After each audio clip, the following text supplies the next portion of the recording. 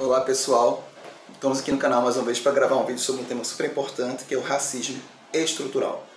Para falar sobre esse tema eu queria destacar primeiramente as duas palavras que compõem a expressão racismo estrutural. O que seria de fato racismo? Racismo é uma concepção muito complexa, tem uma discussão larga sobre esse termo, mas poderíamos dizer em linhas gerais que o racismo consiste numa discriminação em que se compreende a raça como um fator de controle social.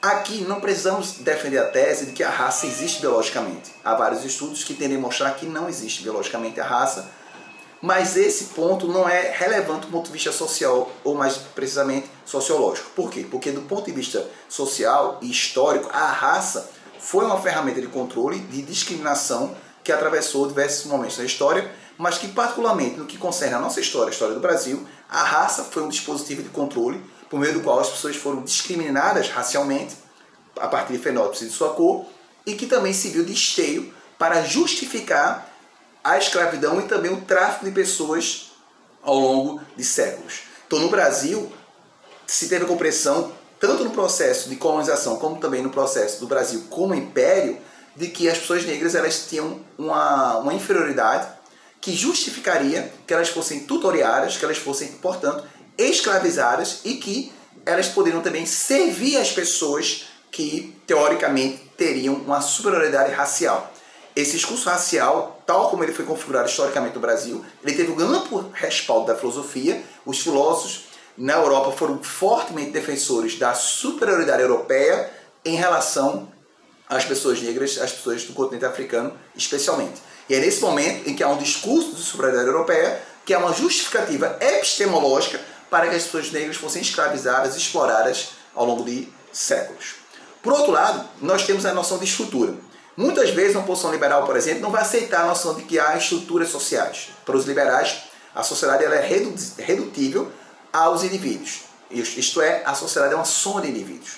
Essa concepção ela não cabe dentro da noção de estrutura. Por quê? Porque para a noção de estrutura há componentes e propriedades sociais que são emergentes, ou seja, são propriedades que não se reduzem àquilo que pode ser considerado como a soma dos indivíduos. Então a sociedade ela não é simplesmente a soma dos indivíduos, a sociedade ela tem propriedades próprias, que são relativas ao modo pelo qual nós nos construímos e nos organizamos socialmente.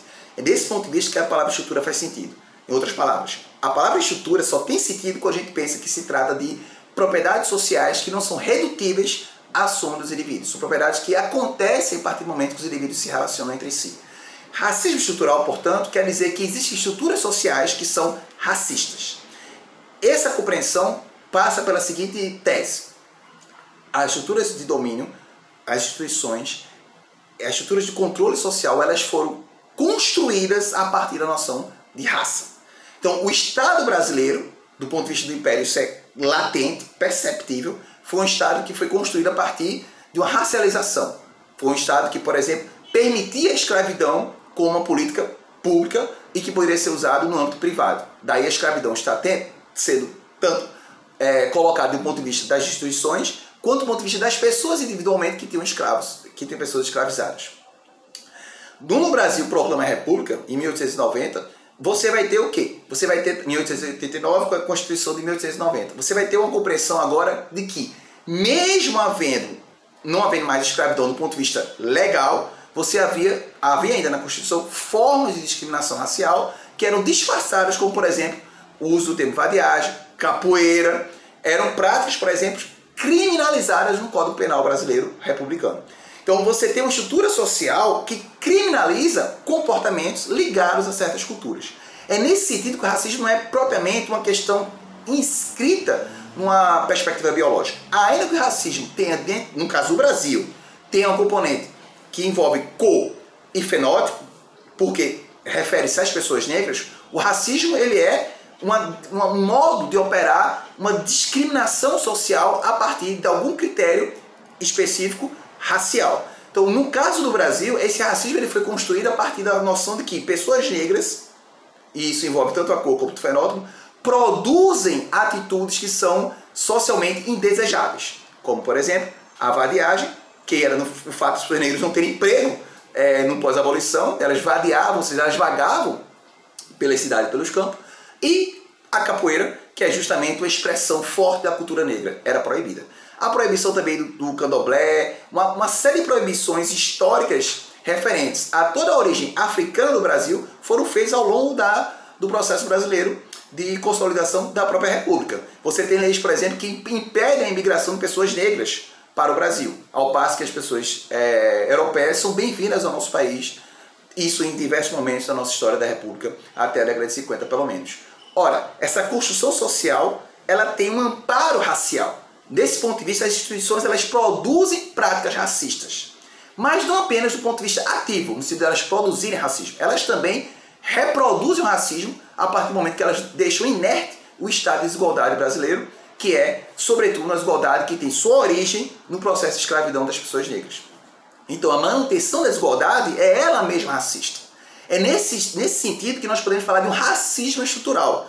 Por quê? Porque não é um indivíduo X ou Y que é racista apenas. É a estrutura social que não se mobiliza para a mudança da desigualdade social, que tem como ponto central na história do Brasil a escravidão das pessoas negras e também a escravidão das pessoas indígenas. A diferença é que os indígenas eles foram dizimados na maior parte dos casos, ao passo que as pessoas negras elas perduraram na forma do trabalho escravo. Ou seja, elas se mantiveram porque era mercadoria de certo valor para os senhores de engenho, mas não porque elas eram humanas.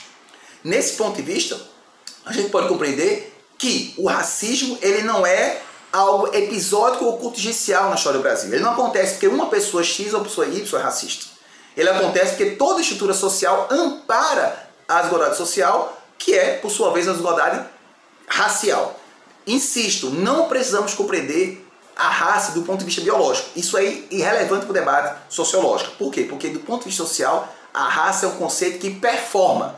Se a base ontológica da raça é biológica, isso é pouco relevante para o debate filosófico e sociológico. A raça ela performa comportamentos discriminatórios do ponto de vista social. Então a raça foi um mecanismo social, ligado, portanto, também às instituições sociais, que fez com que o Brasil perpetuasse a desigualdade que estava presente desde a escravidão. É nesse sentido, portanto, que, por exemplo, a Lívia Schwartz escreve o livro O Espetáculo das Raças para mostrar como todas as instituições eram instituições que tinham como ponto central e em comum o racismo. Então, desde a Faculdade de Direito de Recife, a Faculdade de São Paulo, aos Institutos de Medicina da Bahia, todas essas instituições, os Institutos de História e Geografia, todas as instituições, elas articulavam-se, apesar das suas diferenças, em função da compreensão de que havia uma superioridade racial das pessoas brancas em relação às pessoas negras. É nesse sentido, portanto, que você tem instituições que formam o Brasil, que colocam, por exemplo, as pessoas negras, como no caso a criminologia, como pessoas potencialmente criminosas. Você discute, portanto, o criminoso, mas não as condições sociais, as estruturas sociais que permitem que o crime surja. Ou seja, o que o racismo estrutural quer perceber é as estruturas, as instituições, como elas reproduzem a desigualdade hoje e como elas historicamente produziram a desigualdade a partir do momento que elas discriminaram as pessoas pela sua raça, não precisando, para tanto, usar o termo raça ou ter uma justificativa biológica do termo para que isso fosse feito. Bastou-se, do ponto de vista da história do Brasil, colocar expressões que ligavam-se diretamente à história das pessoas de origem africana ou afro-brasileiras. É nesse sentido, portanto, que o racismo estrutural ajuda a gente a pensar como é complexo o problema do racismo, sem ter como ponto central precisar se cada atitude específica ela é aquela atitude X ou Y, é racista ou não é racista. De algum modo, a sociedade ela é estruturalmente racista. Isso significa dizer que o racismo ele é produzido e reproduzido por nós o tempo inteiro. O desafio que o racismo estrutural traz para a gente como conceito é pensar de forma complexa o fenômeno da desigualdade brasileira e pensar que esse fenômeno ele tem uma origem específica, que é o processo de escravidão. Nesse sentido, portanto, a estrutura racista ela só pode ser combatida, ela pode ser debelada quando a gente compreender que ela é estrutural e não um episódio específico na vida de uma ou de outra pessoa. Isso tem como ponto central a importância de uma pedagogia antirracista. Então, o racismo estrutural não é simplesmente para sair acusando, botando o dedo na cara das pessoas, dizendo que você é racista, você é racista.